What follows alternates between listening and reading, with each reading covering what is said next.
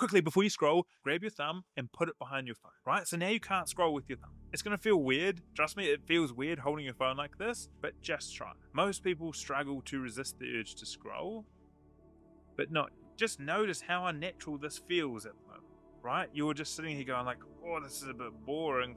I want to keep scrolling, but my thumb just doesn't automatically do it. We spend so much time going like, oh, we need the willpower to do this, right? We need the willpower to resist things. Oh, I've got to have that discipline, that thing that we've got to heavily rely on. However, as much as possible, we want to try and not have to rely on this discipline. For example, if you always get distracted on your phone, turn off notifications. It's so much easier to not even see a notification than to see one and then try and resist it. Seeing that email and going, oh, so I just thought my thumb, just naturally sort of switching back, right?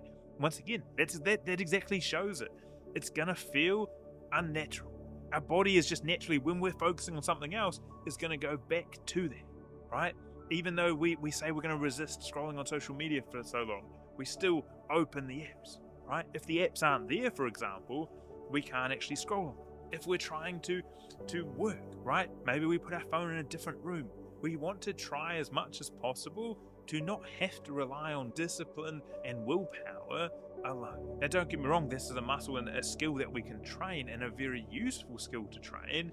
However, there's no point training it and almost wasting our cognitive resources on silly things when we could just remove the thing instead. And here's the thing, this isn't me saying, hey, go delete social media, but maybe moving it to a different page. Moving it somewhere so it's not right just there.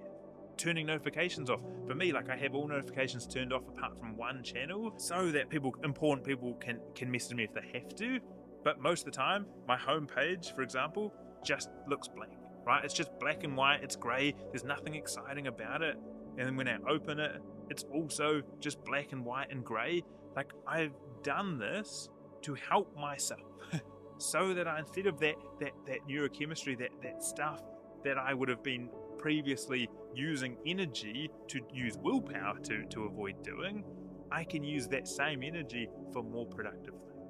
So that's the whole point here, is as much as possible, try and look at areas in your life where you can not have to rely on discipline and willpower alone, but you can find a way to modify your environment, to change something about it, to remove it, to extract it.